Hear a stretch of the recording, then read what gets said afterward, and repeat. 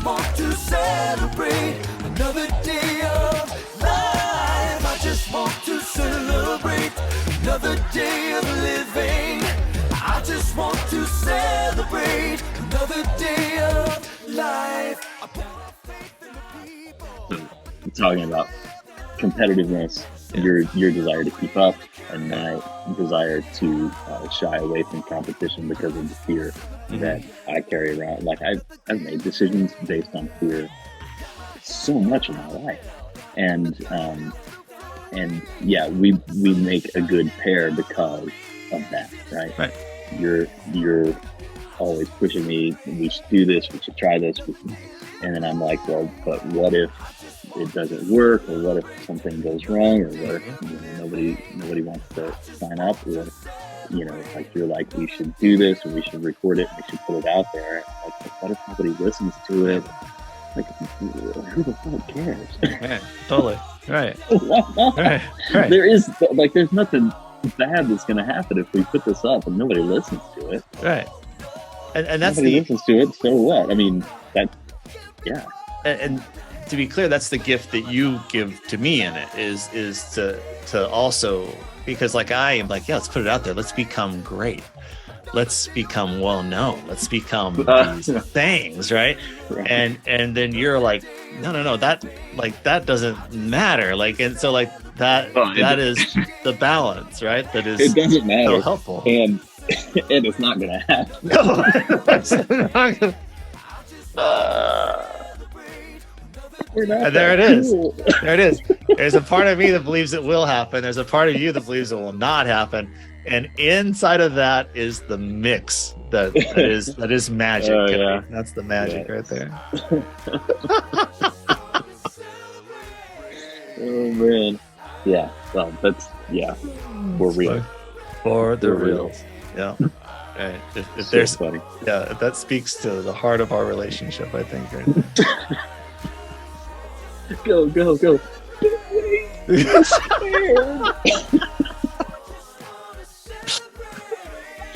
Oh man. Yeah, then I get hurt, and I should have been more afraid. Yeah.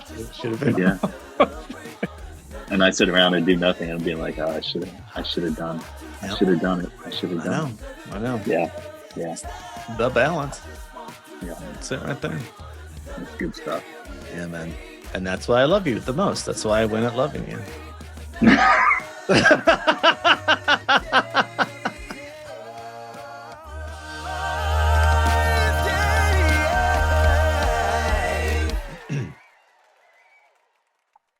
Got it. This episode is brought to you by the Shaggy Sheep. I wish that was true. I really wish that was true, because two things, like that would be rad that we got a sponsor. That would be really cool. Second, I want to know more about the Shaggy Sheep. I just want to know. It's a little restaurant, and it's the place that you stop when you're on your way back from Salida. Oh, okay. I gotcha. It's like it's like an hour, maybe a little more away from here. Gotcha. So it's a good place to stop on the way or on the way back. Gotcha. Right. Is it a breakfast place or kind of like just all sorts of? No, I mean they food? do have breakfast, but they just have good food, good beer, Groovy. and I like it. mugs. I do like a good mug. That's a good looking mug. All right. So when you're on your way to Salida or on your way home from Salida, Yeah. make sure to stop at the Shaggy Sheep. I will. No, I am. They have really good flatbread. Oh, that does sound good. Guess I'll need to plan a trip to Salida. Yep. You should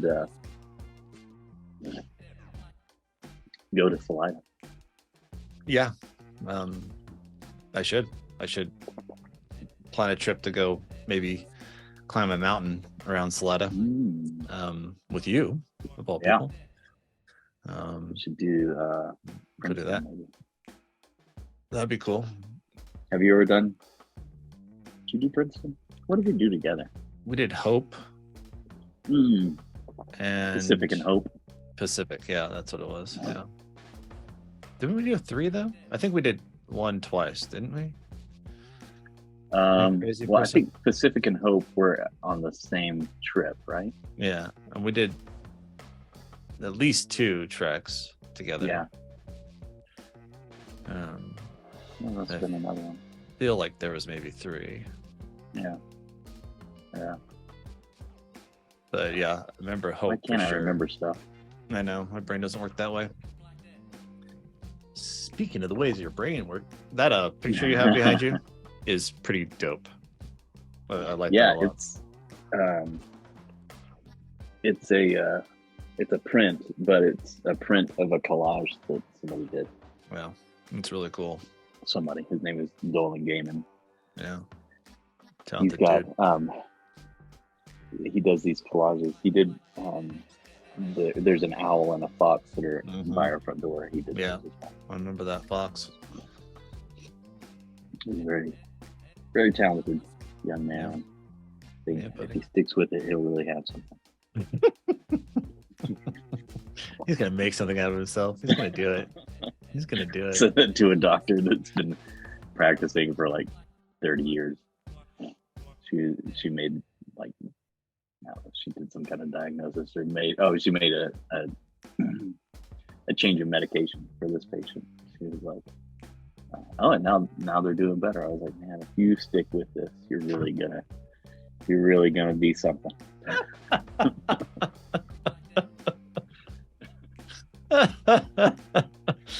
Oh, that's funny stuff.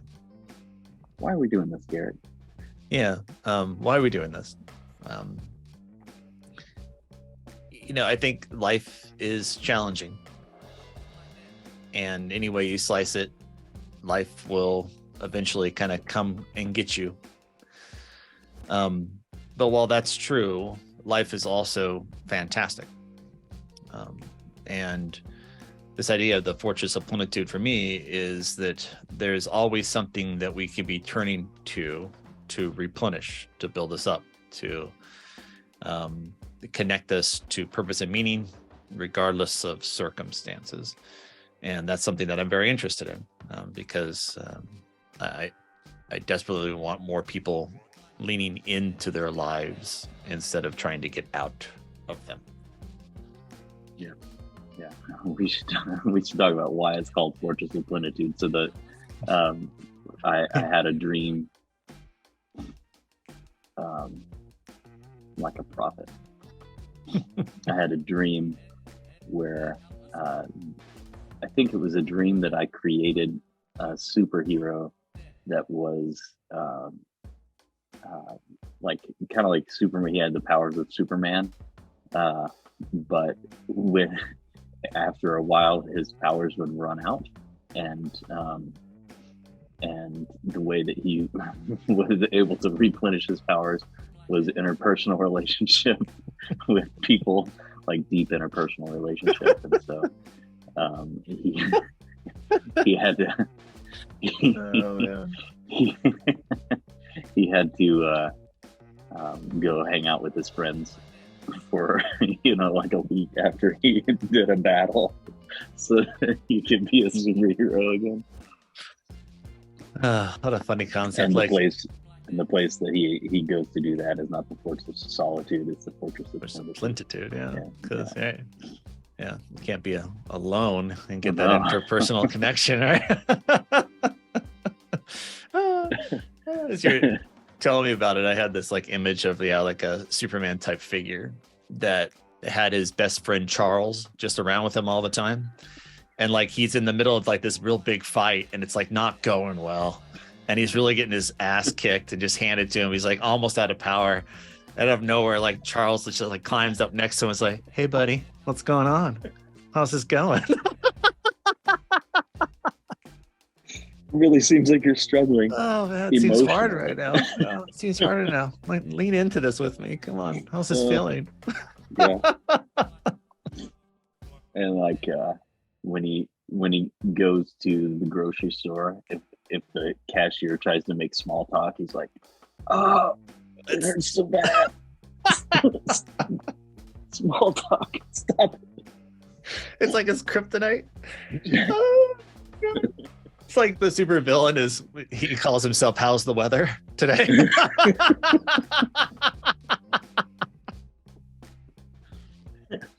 His his catchphrase is like, "Hot enough for you?" Oh God! You know, if you don't like the weather, just wait 5 minutes, and Wait it will 5 change. minutes, it'll change. I'm just dying. Oh God, that's hilarious. Oh man, Man, that's some I need to clean your glasses. that's some funny stuff. One day I'd like to write that comic book or whatever, and just like see that come to life. That Fortress of Plentitude. Yeah. So, yeah, I think we should say that that the part of the reason we're doing this is just because we love each other and want to talk to each other. And like years ago, we were sitting around a table with some people. Anyway, we were like bullshitting, and somebody said, well, I could just listen to this all day. You guys should just like call each other and record your conversations and send them to me." Yeah. So we're kind of doing Why that. not do that? So at least those it's just 4 like an people excuse to work well, together. yeah, exactly. It's just a reason to hang out with people I like. But I do think that what Cody, you and I have is special, and I think also it's increasingly rare, where you know, people don't have close connections, people that they've journeyed through life with, that they know deeply have them regardless of what happens, right? Yeah, you're probably right. And that are willing to be like vulnerable. And I think that might be of interest to people too, just to hear a little bit about this. Yeah, and how to feasibly maybe find this. Yeah, you know. Yeah, I think that this idea of replenishing, however a person does it, to continue to, you know, live life well. Right. Yeah, it's all that stuff. I mean, we do this, or have done. Hopefully, we'll do more retreats for folks building resilience, and I think a lot of what we'll talk about will be along those same lines of building resilience, and kind of how we view the world and the various topics that we're talking about. So what might be interesting to do with the time we have left is maybe you should introduce me and then I'll introduce you. Okay. Yeah? Yeah. Do you want to go first? Do you want me to? Yeah, I'll go first. So Okay. This is Garrett Cleed Price. Garrett lives in Boise, Idaho, and is a therapist, primarily trauma. Yeah, right. That's right. I don't know what else I should say. We met each other. Oh, we worked this out in 2004. Yeah. That's almost 20 years. Yeah. Wow. Yeah, almost 19 years, right? Because we would have met in July. Yeah. And we met at a Christian camp where we were both youth ministers in the Church of Christ. That's right. And then, man, we've been through some stuff. Should we talk about what we've been through? Sure. Yeah. Yeah. So you lost a child. And I was there for that. Yeah. I got divorced and you were there for that. Yeah. Those are the two big things, I think. But, we both made our way out of youth ministry and both kind of made our way out of the church that we grew up in. And then we took mushrooms together. Can you say that? Here, I guess we'll have to decide, right? And But then I'm we okay saying it. then we had we took a journey together. We did. Man, Yeah. that was It was good. Yeah, and all those things were life changing. Yeah, for It's- sure. Yeah, if I was to summarize that, like all those pieces, it's been a deconstruction and reconstruction process with you since pretty much Yeah. the beginning. Yeah. Mm-hmm. So, and then I'm sitting with Cody James Hufstedler and James Cody. James Cody Hufstedler. I always get that mixed up. That's dyslexia, though. That's It's not your fault. that's not my fault. It's dyslexia. Cody is a talented chaplain, which really means that he's an expert listener. And I think his truest calling, though, is hospitality. And if you spend any time with him, I think you'll get to experience that. He is my closest friend. And God, I just love him. So yeah, that's Cody. I should say, I don't know you as a therapist, but you're one of the smartest people I know. Your ability to like gather information, which I don't know how you do because you can't read, but you have this ability to like gather information and hold on to it and process it and give it back to other people in a really remarkable way. It's stunning to me. Like I listen to these other podcasts and I like want to hold on to this information, and I know this is going to leave my brain. I have to like write it down. I have to get my phone out and type it down. But Right. I don't know, for whatever reason, you hold on to this stuff, which I'm sure makes you a wonderful therapist. That's very kind. Yeah, I think that's the gift of ADHD. Maybe hyperfocus. It's one of the things. But that's very kind. It's very kind. Appreciate that. Yeah. So we're gonna do what? We're gonna pick up different topics as we kind of go along. Yeah. So maybe let's have a list because I can't hold it in my brain. Hope, death, shame, joy, love, fun, assumption, judgment, humor, acceptance, moral distress. All of those things are things that we've talked about talking about.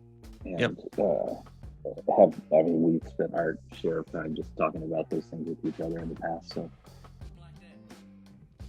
as not really a mantra, because I'm not like sitting down and chanting it, but something that I've been carrying around with me as a way to reorient myself is no resistance, no grasping, hold everything lightly. That's kind of my, I don't know. I think it's not really a resolution. I think it's an aspirational statement that I just kind of carry around with me. Yeah, well, it's something you gave to me, the holding everything lightly and the resistance and grasping piece of like just recognizing that suffering comes from resisting what is or grasping, holding on to, desperately holding on to the way I wish things were. Those two things cause suffering, and the way forward, the way through all that is holding it, but holding it lightly, so that the ability to accept things as they are, and the ability to let things go when it's time. Really, I mean, if I could perfect that, that would make life so much easier. Yeah. So yeah. Thanks for that. Yeah, man, absolutely. I mean, I think that's the gift of loss, kind of teaches ridiculous. And We that's can it. listen to it. Yeah, if you can be open to being in the loss, it's the gift of it. Which I think only makes sense, like having gone through it. So otherwise, I think that sounds a little crazy. Right? If that, yeah, hopefully that makes sense. But it is. No, it's absolutely true. Because at the heart of that, like, is this reality that I'm already okay? Right? Like, I mean, at the deepest Absolutely. heart of that is that even with this, I'm already okay. Yeah. Well, I mean, God, that's something that keeps coming up for me too. Is Eckhart Tolle says there's no problem, which is just a statement about reality. Right. And this meditation app I'm doing, I'm working through. One of the most recent meditations was "There's no problem to be solved," and my last big mushroom trip, that was the message for me, was there's nothing there. When I thought I was going to dive into the deepest, darkest, sinister part of myself, it turned inside out and said, "There's nothing there." Right. I was like, it's just like, you're okay. Yeah. Right. Which Hard to accept. It's kind of, I tell my clients all the time, there's a part of you that's already okay. Yeah. And what I'd like to do is help to expose that part more than anything else. Yeah. Well, buddy, this is going to be fun. Can't wait to do this more often. More often. Often. You pronounce the T real hard. Real hard. Real hard.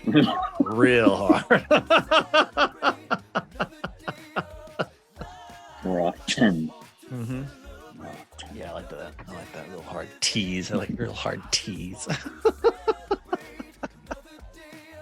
So yeah, we should just mention that we're going to try to do a retreat, like an online retreat that would be a few days, a couple days, or we say 2 days online together for like half a day, and then some follow-up sessions for a few months afterwards as a group.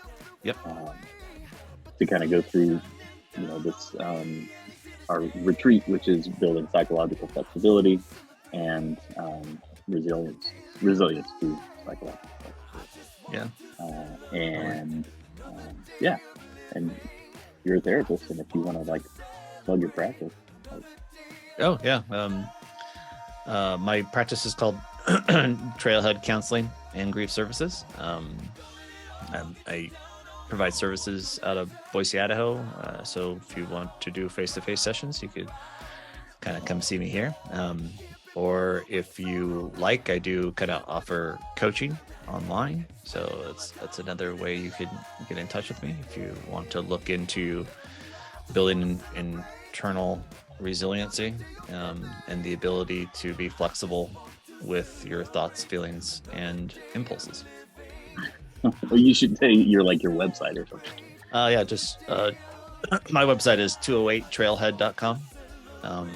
And you can email me at just, what is it? 208, well, trailhead208@gmail.com if you want to email me. I really have socials. I should probably get socials so people could find me on the socials. All right. Well, love you. We'll talk to you soon. Love you more, buddy. Probably the same amount. We'll see.